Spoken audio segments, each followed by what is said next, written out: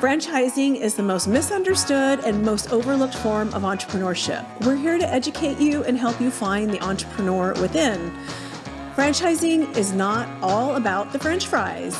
We find that individuals who are exploring business ownership tend to have a lot of misperceptions and misunderstandings about the franchise industry.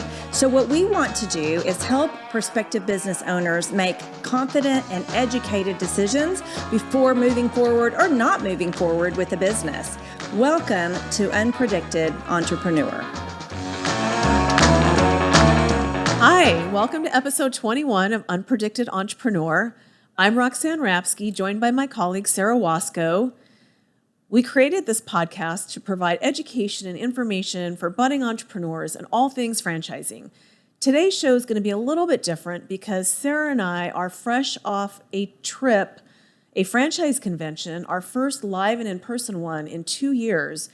And we were filled with information and lots of new things and trends that we're seeing and hearing from the franchisors. And we thought we'd share that with you today. So Sarah, why don't you get us started? Sure. Thanks, Roxanne. It was a great week. We were filled with a ton of information. I think we counted up that between the two of us, we spoke with over 100 franchisors. So I think you and I are both still trying to process all that we learned that week, but we just thought it would be an opportunity to share with our listeners some of the kind of key trends, some of the new industries that have been added to our portfolio. So Roxanne, why don't you share some of the new industries that kind of caught both of our attention? Well, this one's not necessarily new, but new to our portfolio. Been around for a while. The Poopy Scoopy business is one of them. The other one is gutters, the gutters that you put around the roof line of your home. Mattresses, there's a new way to buy mattresses, and we'll give you a little bit of information on that. Something as simple as fencing and cleaning surfaces, tile and grout. Yeah, so really what's happened over the last couple of years and what we're kind of continuing to see thrive are the services that are geared towards helping people at home. Some of those that she mentioned are both residential and commercial services. So I remember specifically talking with the Poopy Scoopy brand that she mentioned, which, by the way, has been around for a long time. And you've probably seen their vehicles around DFW. I don't think there's much territory left for them. But they work with individuals, in their backyards. And then they also have commercial clients. So it could be pet boarding and grooming. I know they talked about HOAs and parks and places like that where their services are utilized. And I think the key point to that business is that they're doing things, people are paying them to do things that they don't want to do. Right. Yeah. And, unfortunately, not everybody's a responsible pet owner and not everybody picks up. So commercial properties, it's almost a must for them if they don't want their place to be a mess. Yeah, that really stood out to me. I think you're right about that. Neighborhoods with parks and things like that, the HOAs pay for their services, or the communities, the cities pay for those services. So that one kind of really just stood out as a not necessarily a want. For some people, I think it's a want, but in some situations, like we just discussed, it's a need as well. Right. And most of the things that we mentioned on our list are needs-based businesses. And, they're not necessarily sexy businesses, but they're needs-based and will continue to thrive regardless of what's happening in the economy. And kind of what Sarah's alluding to, and we're going to talk a little bit more about today, is how well the service brands did, especially the ones providing services to people in their homes, did through the pandemic, and it continues to do well. One of the big struggles we're seeing is real estate, and either the lack of, it's gotten very competitive, there's a lack of housing in certain areas. So people are choosing to improve and upgrade versus trying to move in a crazy market where, there's bidding wars. Absolutely. And when we talk about businesses that serve a need that people don't want to do. I think the grout and surface cleaning falls into that category. We all know that that gets dirty, but nobody really wants to get down on our hands and knees with a toothbrush and try to clean it. And these businesses, these organizations, franchises have the right equipment and they can get in and get out quickly. It improves the look of a home. So if you are trying to sell or just improve where you live, but then businesses, it's a requirement. You don't want to walk into a business and see a dirty floor, especially if it's a restaurant or a hotel. And so there's a lot of value in that. They said they can get 2 jobs done a day. On the residential side, they're cash pay, so that's appealing. It's recurring revenue. It gets dirty again, so they have to come out and continue to clean it as people use the floors and the surfaces. Yeah, and some of those businesses most of them have proprietary products. And the other thing that some of them can do is not just clean the grout and tile, but they can actually stain the grout to a different color and change the whole look of your kitchen or your bathroom or whatever, which is also appealing because it's less expensive than tearing it all up and doing it all over again. Absolutely. So you can get a whole fresh look and not really have to make a huge investment. So one of the other brands that really stood out to me, and before we went, I had heard about it and I thought, I'm not sure about this. It's a mattress business. And my first thought was, well, there's so many mattresses out there. Why do we need another one of these? But this business has actually been around for over 50 years. Yeah.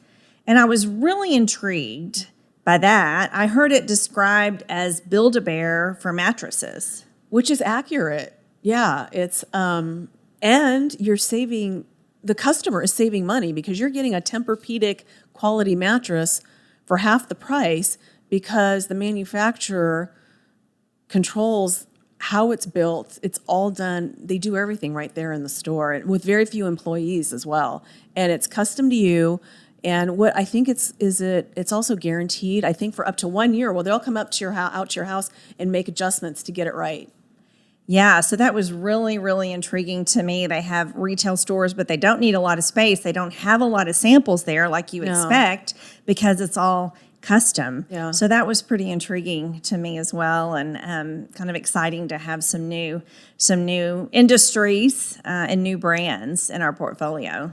Or like a bit of a industry disruptor. It might be an old industry, but somebody's coming out and doing it a little bit differently. Absolutely, because everybody needs a mattress. So another trend that we saw that was is kind of appealing or interesting to us is that there are private equity companies actually buying some of these brands and creating basically a whole portfolio of brands that can work together. And so while some franchisees have wanted to diversify in different brands or have multiple franchises, whatever path they choose to go about doing that, this opportunity allows what they call stacking. So you can have a territory with multiple brands within that territory that can kind of all work together. Hopefully that makes sense. So you might have a cleaning company, you might have, residential cleaning, and you might have a gutter company, and you might have a window cleaning company, kind of all within the same parent company. So you, as that owner, can provide multiple services, have multiple franchises, and they call that stacking. Within the same territory. So then you're not driving all over the country trying to service your different brands. It's all the same family. The other thing that creates is a ton of franchise experience at the senior level, and then also combined marketing, call centers, and all this is done to really support the franchisees and take things off their plate and help the franchisee do what they do best, which is serve the customer and not have to worry about some of the back end stuff. Like with a call center, there's marketing going on, there's people taking those calls and actually filling up your calendar for you. And that prevents you from having to actually hire someone to sit in your office and answer a phone. So these platform companies, I believe, are providing a lot more services to their franchisees and trying to take some of the work off the franchisees' plate. Hopefully that makes sense too. Yeah, I mean, I really, that really stood out to me as well, because a lot of these home service brands, the owner is out in the community building relationships. They're not by their phone all the time. So they would need to have somebody in-house taking those calls. So now they can continue their local marketing, their boots on the ground, relationship building, referral building activities, and have the peace of mind that they have a call center provided by that franchisor to get their calendar booked, to do the proactive marketing for them. And so those resources are not something that would be available for somebody in an independent business, and they can do more by having those multiple brands and serving multiple brands through one common location. Well, and let's touch on another thing that we're seeing a lot of assistance with, because labor is an issue, right? I mean, I don't care what industry you work in, huge corporation, small mom and pop, a franchisee, everybody's talking about labor, which I feel is getting better. But the franchisors, you know, going back to these platform companies and these parent companies that are supporting multiple brands, and they're not the only ones doing it. I would say standalone brands are doing this as well.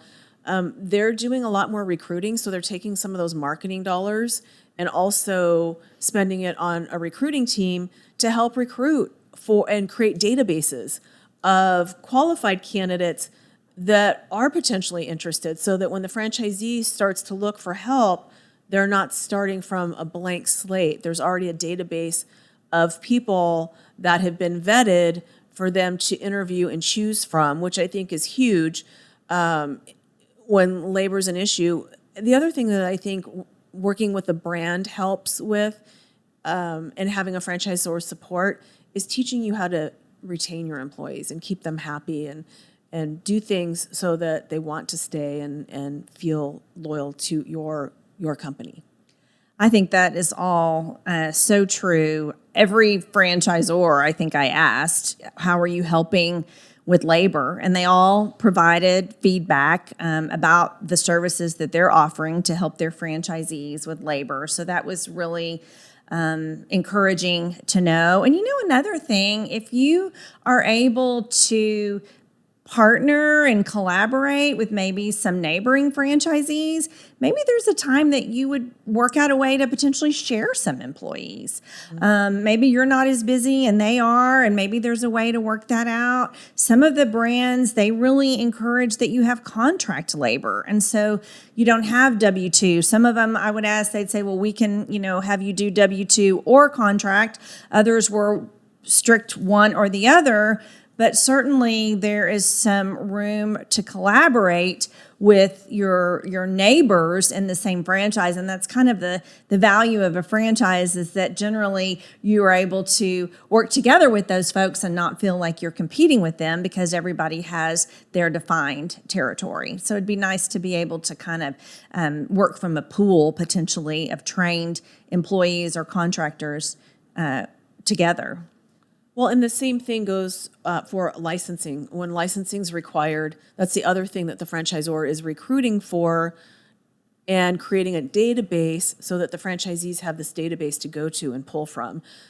So if you need a plumbing license to run your franchise, then there's a database being created of plumbers with licenses in your area that could potentially be interested in working for a big brand, and not having to go out and find all their own business, but to have business fed to them through the franchisee.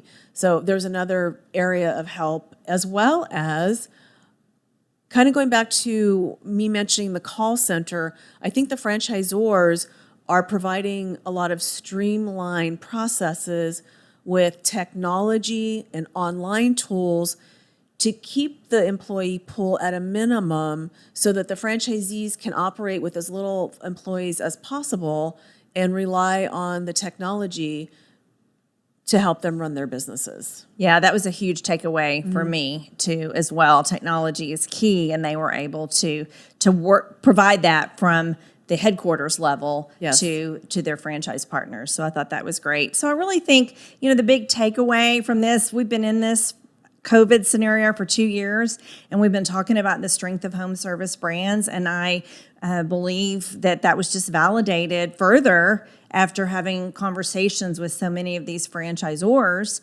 Some questions came up about other industries, one of which is fitness, but we have really learned from those franchisors that fitness is starting to rebound. People recognize that they need to take care of themselves. They need to be healthy and stay healthy and build a strong immune system. And so the boutique fitness brands that we work with, many of them share that they're back to equal to or above improved numbers prior to COVID. Yes, agreed. Even food, believe it or not, we don't have a lot of food concepts in our portfolio, but the few that we spoke to did say that they're seeing numbers, pre-COVID numbers. I think people are just tired of not living their lives, and they're out and they're spending and eating out and going to the gym. And, I can't really speak for the big box gyms because we're not sure about that, but certainly the boutique fitness brands, as you mentioned, are showing those numbers. So hopefully that gives you all that are listening some idea of what we're hearing and seeing, and some improvements that have been made. And I think as technology improves, we're going to keep hearing more and more as far as updates and changes. Yeah, so we'll continue to keep you abreast of trends and activities going on in the franchise industry. We appreciate you joining us today. Again, I'm Sarah Wasco. This is my colleague, Roxanne Rapsky. You can find us on LinkedIn. You can find us on frannet.com. Please follow our YouTube channel, subscribe to our YouTube channel at FranNet of Dallas, Fort Worth, and Oklahoma. And you can also find Unpredicted Entrepreneur anywhere that you listen to your podcast. Thanks again. Have a great day. Bye.